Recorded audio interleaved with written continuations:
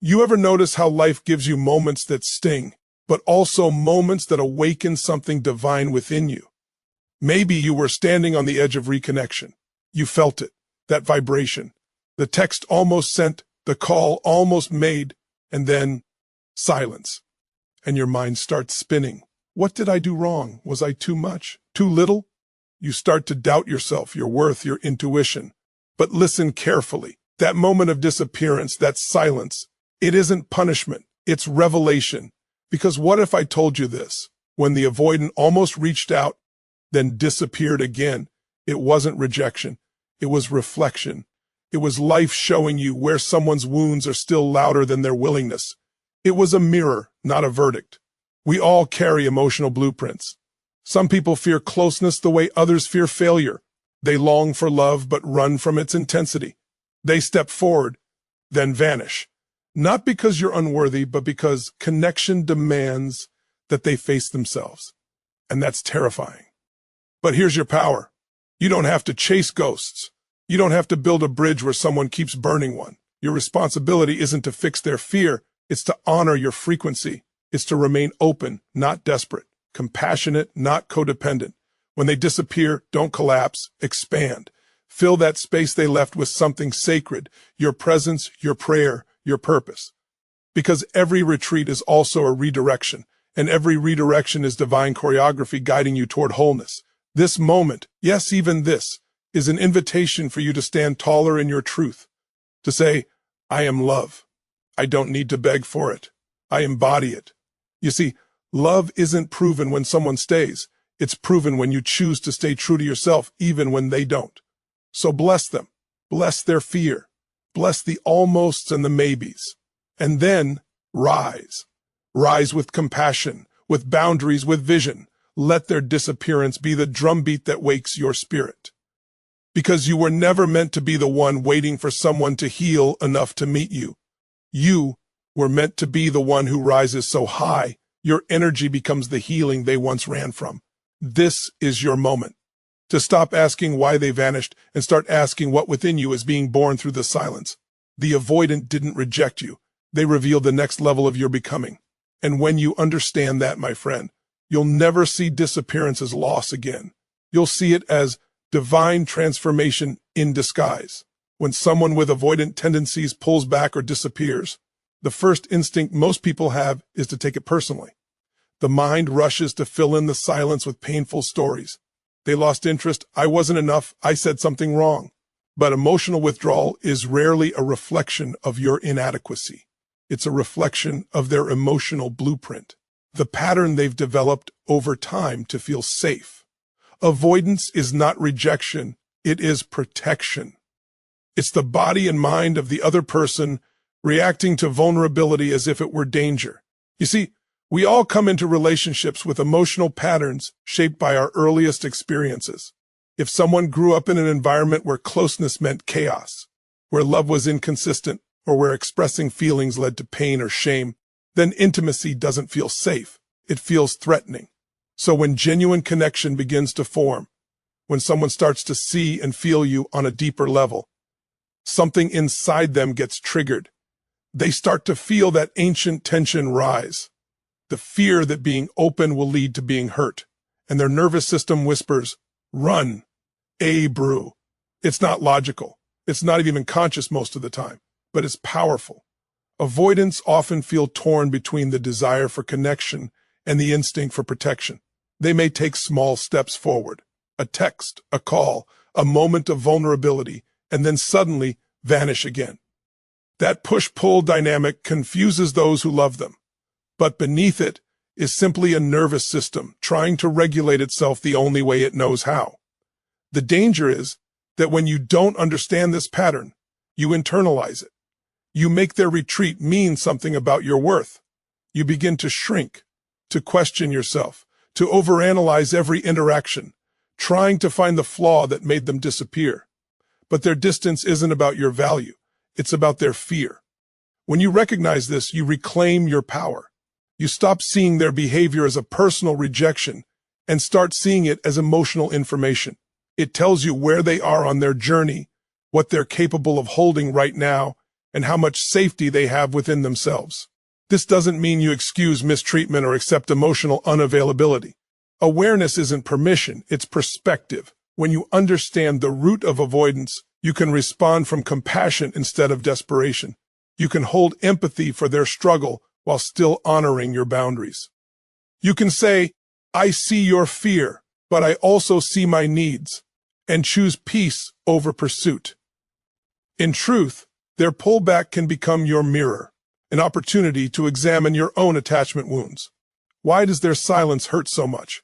Why do you feel responsible for their emotional distance?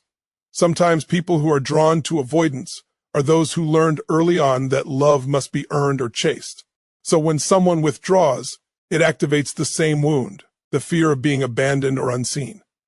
Recognizing this is how you break the pattern, how you evolve beyond emotional dependency and into emotional mastery. When you stop chasing the avoidant, you begin to chase truth. You realize that love is not about convincing someone to stay. It's about staying connected to yourself, regardless of who leaves. You begin to see that emotional patterns are sacred teachers. They reveal what still needs healing, both in you and in others. They invite you to develop patience, compassion, and discernment. The moment you detach from taking things personally, something miraculous happens. You step into peace. You begin to relate to others from your fullness, not your fear. You stop trying to control outcomes and start allowing people to reveal their readiness. And if someone disappears again, instead of spiraling, you can simply say, I understand. They're not rejecting me. They're reflecting their capacity right now. That single shift turns pain into wisdom and heartbreak into evolution. Because when you see avoidance for what it truly is, a reflection of inner wounds, not your worth, you free yourself from the illusion of rejection and rise into the truth of your own divine value. Love is often romanticized as something purely beautiful, warm, and effortless, the ultimate reward for openness. But real connection, the kind that touches the soul, doesn't just awaken love, it awakens everything buried beneath it.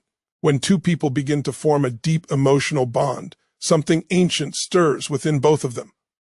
The same heart that longs for closeness also holds memories of pain, rejection, loss, and abandonment.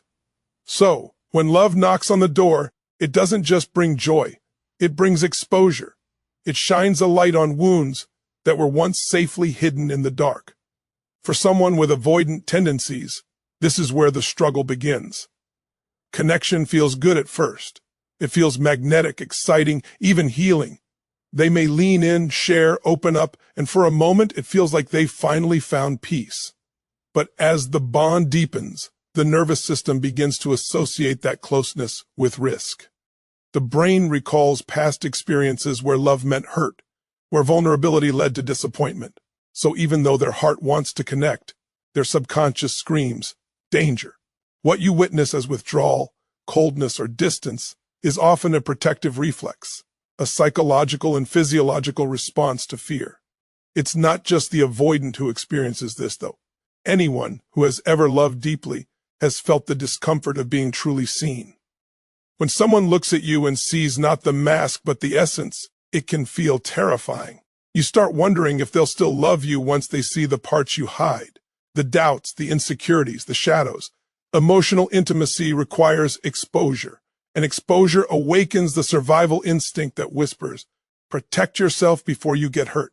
That's why connection doesn't just trigger love, it triggers wounds. When we understand this truth, we stop expecting connection to be smooth. We stop believing that friction means failure. The intensity of your emotional experience when you start getting close to someone is a sign of transformation happening within you. It's your emotional system reorganizing itself. Old pain is being brought to the surface so it can be healed, not because something is wrong, but because something is ready to evolve. The real work in relationships, then, is not just about loving another person. It's about learning how to stay open while your nervous system is screaming to shut down. It's about building the inner strength to hold your own vulnerability without projecting it outward as blame or retreat. When you begin to see connection as a mirror instead of a threat, every trigger becomes an invitation to grow. You realize that what's being awakened in you is not a punishment. It's a path to deeper wholeness. Many people spend years running from this process. They mistake discomfort for danger. They assume that the activation of old wounds means the relationship is wrong or unsafe. But discomfort isn't always a sign to run. Sometimes it's a signal to lean in with awareness. The person who triggers you is often the one who reveals the exact place within you that still needs compassion. And this understanding transforms everything. Instead of reacting with fear, you can respond with curiosity. Instead of closing off, you can breathe through the tension and ask, what is this emotion trying to teach me?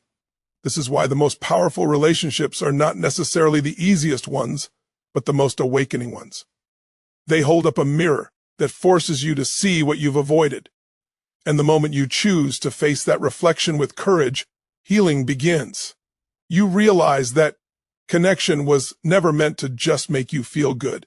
It was meant to make you grow. So when the avoidant retreats, or when you yourself feel that urge to pull away, pause before judging. Recognize that something deeper is happening. The heart is trying to expand, but the past is resisting. The key is not to suppress the fear, but to bring love to it, to soothe it with presence and patience. Because the more you meet those triggered parts with understanding, the more intimacy stops feeling like danger and starts feeling like safety. Love, then, becomes not a battlefield of wounds, but a sanctuary of awakening, where both people are learning, moment by moment, to replace fear with truth and pain with divine connection. When someone you care about begins to pull away, every part of your being wants to react. The mind starts racing, analyzing, replaying conversations, trying to decode silence like it's a secret message. Your heart aches with the need to restore connection. You may feel tempted to reach out again and again to fix what feels broken, to prove your worth through effort. But the truth is, chasing what is retreating only deepens your own disconnection. The real work in that moment is not to chase them. It's to stay grounded in truth. Your truth is your power. It's the unshakable awareness of who you are, what you deserve, and what kind of love you are willing to participate in. When someone withdraws, it's easy to abandon that truth out of fear. You start believing the story that you need to do more, be more, or change something to earn their attention again. But every time you do that, you move away from your center and into their chaos. You leave the kingdom of your self-worth to go search for validation outside of it, and that's where suffering begins. Grounding yourself in truth means remembering that your emotional safety doesn't depend on another person's consistency. It means knowing that your peace cannot be stolen unless you hand it over. It's a spiritual discipline, the ability to remain steady while uncertainty swirls around you. And it's not easy. It takes conscious effort to resist the pull of old patterns that say, if I try harder, maybe they'll come back. But what if you stopped trying to make them stay, and instead started listening to what their absence is teaching you? When the avoidant retreats, they're not asking you to chase them. They're revealing what they can handle right now. Their silence is information. It shows you where their boundaries are, what they're emotionally capable of, and what you can expect from them moving forward. And once you see it for what it is, you have a choice: to lose yourself in the pattern or to rise above it. Staying grounded means choosing to see reality clearly, without the filters of fantasy or fear. It's saying, I understand your behavior, but I refuse to let it determine my worth. When you stop reacting and start observing, you gain back your power. You begin to see that your emotional stability isn't a negotiation, it's a responsibility. Every time you center yourself, through breath, prayer, stillness, or self-reflection, you anchor your energy in truth. You remind yourself, I am safe within myself. I am whole even when someone else withdraws. I am love even when love is not being returned in this moment. That affirmation becomes your foundation, and from that place, you can respond instead of react. The greatest shift happens when you move from fear-based attachment to faith-based alignment. Fear says, if I don't chase, I'll lose them. Faith says, if it's aligned with truth, it will remain. Grounding yourself in truth isn't about indifference, it's about integrity. It's about refusing to compromise your emotional health for temporary reassurance. Because when you anchor in truth, you start to attract relationships that meet you at that same level of awareness. People who can communicate, who can stay, who can grow. This kind of grounded presence doesn't come from pretending you're unaffected. It comes from feeling deeply, but not drowning in those feelings. You can acknowledge your pain and still choose not to react from it. You can love someone and still let them go if holding on costs you your peace. That's emotional mastery. That's self-respect in action. So when someone disappears, take a breath and return to your truth. You are not here to chase love. You are here to embody it. You are not meant to shrink yourself to fit into someone's comfort zone. You are meant to stand tall in your essence, to live from the energy of enoughness. When you stay grounded in that truth, you stop trying to control outcomes and start living from alignment. And from that place, whether they return or not no longer defines your peace, because you've already come home to yourself. Growth is never comfortable, and emotional growth is often the most challenging of all. When someone almost reaches out, then retreats, it can feel like a door slamming shut just as you were about to step through. But within that painful pause lies something sacred, the space between reach and retreat. That space is not emptiness, it's the birthplace of transformation.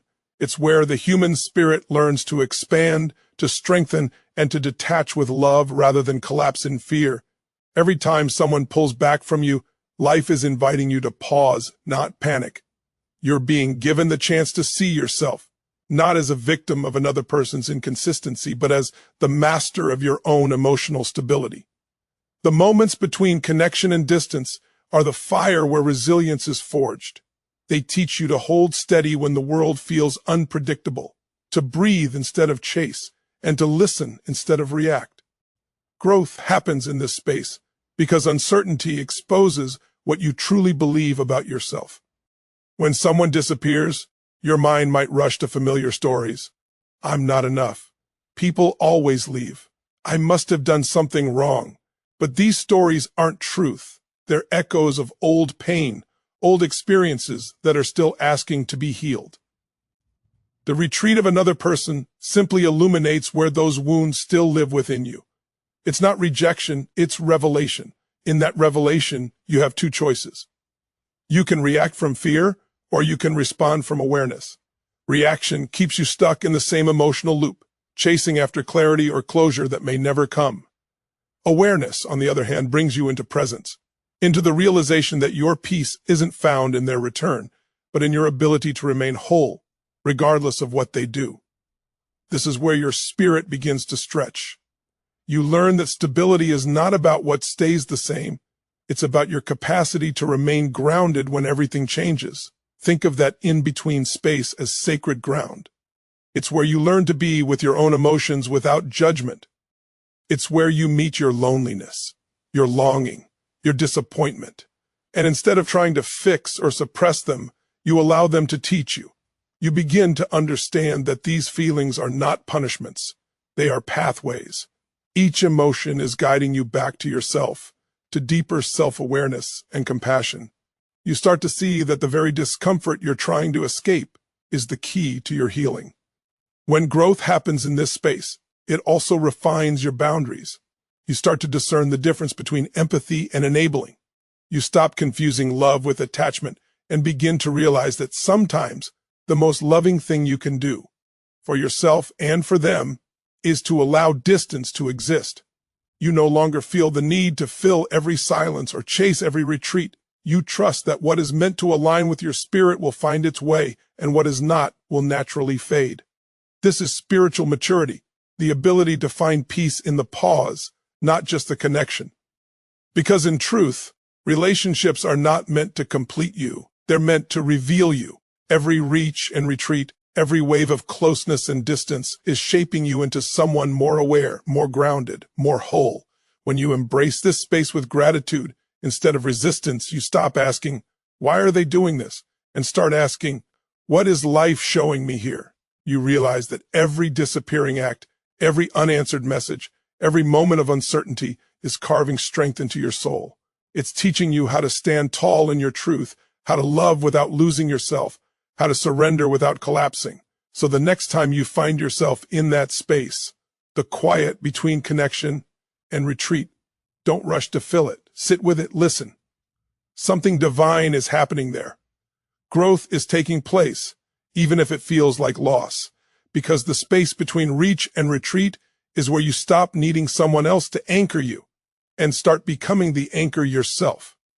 Compassion is one of the most powerful forces in the human spirit, but when it is mixed with attachment, it can easily become a source of suffering. Compassion without attachment, however, is liberation. It allows you to love deeply without losing yourself in another person's story. It empowers you to care without trying to control, to understand someone's pain without taking responsibility for their healing. This form of compassion is not weakness, it's divine strength. It is love in its purest expression, free from fear and need. When you deal with someone who constantly withdraws or struggles to stay emotionally present, your heart naturally wants to reach out and help. You see their wounds, you sense their fear, and because you love them, you want to show them that they are safe, that they can trust love. But if you're not careful, that beautiful intention can turn into self-abandonment. You begin to overextend, to compromise your peace in the name of understanding. You make excuses for behavior that hurts you, all because you can see the pain behind it. That's attachment disguised as compassion. It's love that tries to save rather than simply see. True compassion operates differently. It recognizes the sacred truth that every soul is responsible for its own healing. You can hold space for someone's pain, but you cannot carry it for them. You can offer understanding, but you cannot rewrite their lessons. When you detach from the need to fix, you create space for both people to evolve authentically. The avoidant may finally have the room to face their fears without your constant rescuing energy, and you reclaim the energy you've been pouring into emotional pursuit. Detachment doesn't mean you stop caring. It means you start caring correctly. Compassion without attachment is rooted in awareness, not in fear. It says, I see your struggle, and I honor it, but I will not make it my burden. It honors love as an offering, not a transaction. You stop loving to get a response, and you start loving because it's who you are. That shift is profound. It takes you from dependency to divinity.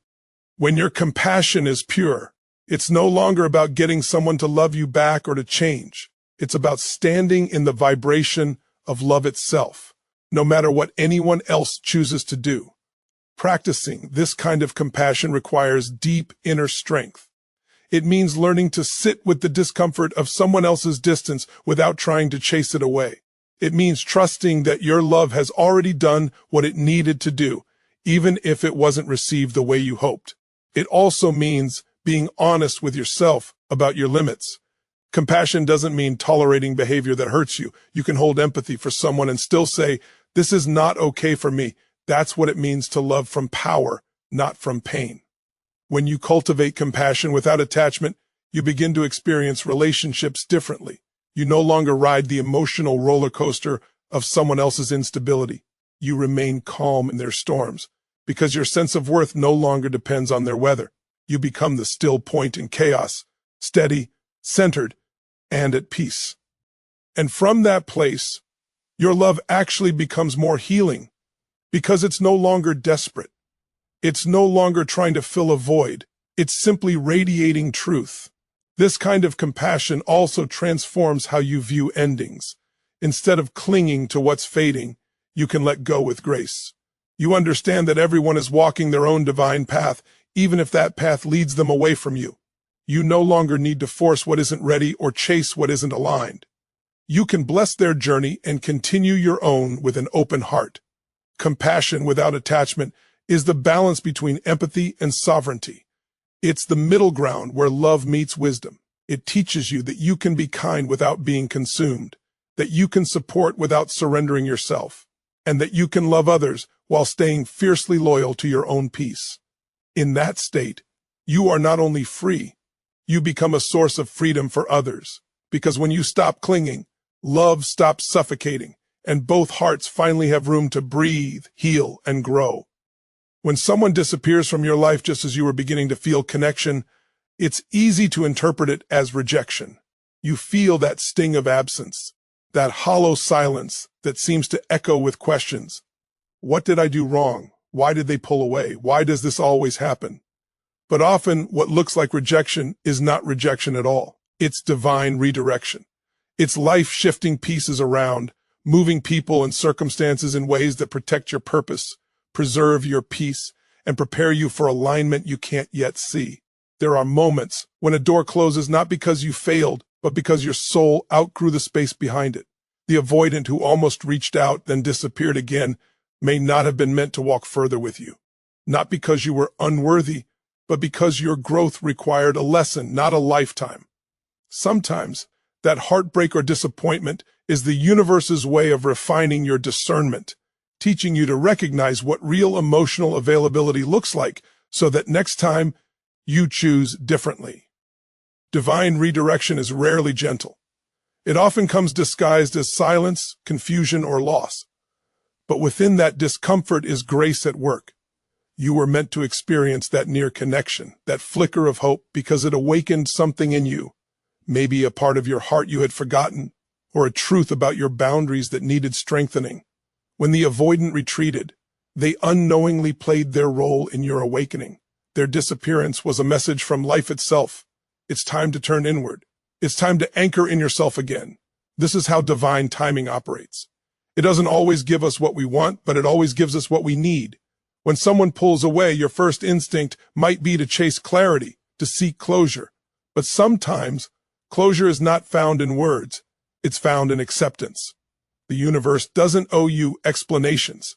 It offers you opportunities, chances to evolve, to release attachment, to deepen your trust in something higher than your understanding.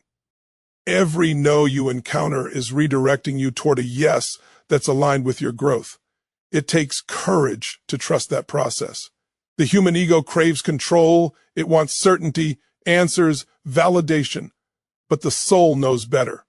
The soul knows that endings are never accidents.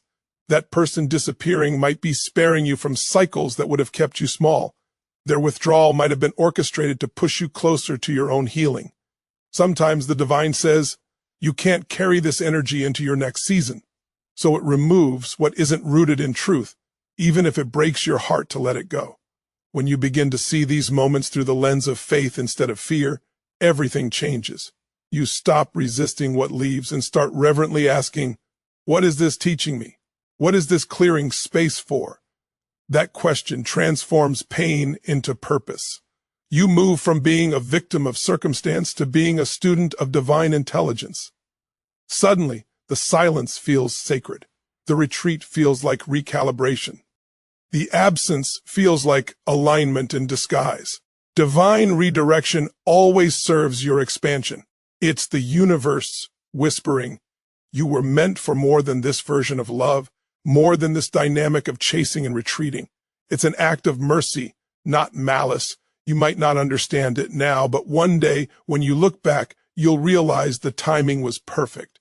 You'll see how the space created by someone's disappearance made room for deeper peace, greater clarity, and truer connection, first with yourself, and then with others who can meet you fully. So when someone almost reached out and then vanished, bless that moment. Bless them for being part of your transformation. Their role was temporary, but the wisdom they activated in you is eternal. The divine doesn't remove what's right for you. It removes what's not ready for you. And in that truth, there is freedom, because you can finally stop mourning what left and start preparing for what's aligned, knowing that what disappears was never your loss. It was your liberation in disguise. So as we stand here reflecting on all of this, the reaching, the retreating, the silence, and the lessons hidden within it, remember that nothing in your journey has been wasted. Every disappearance, every pause, every unanswered message has been preparing you to rise into greater self-awareness and unconditional love. You were never being abandoned. You were being redirected toward your own strength, your own wholeness, your own divine truth. Let the silence of others become the sound of your awakening, and let every ending remind you that you are always being guided toward deeper alignment. You are love, not because someone stays, but because you choose to remain open even when they don't. Thank you for allowing me to share this space with you, for having the courage to listen with your heart, and for choosing growth over fear, today and always.